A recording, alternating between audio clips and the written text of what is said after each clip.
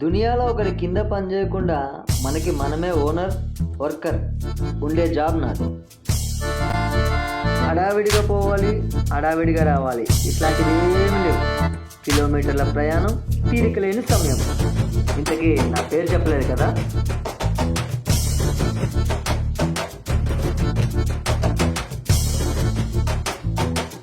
Sir మీ parcel, sir మీ parcel, sir మీ ఆర్డర్.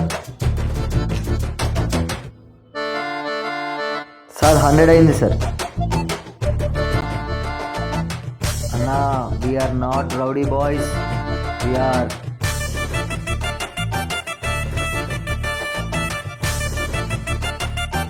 ఇలా ఉండే టైంలో ఒకడు వచ్చాడు బ్రో.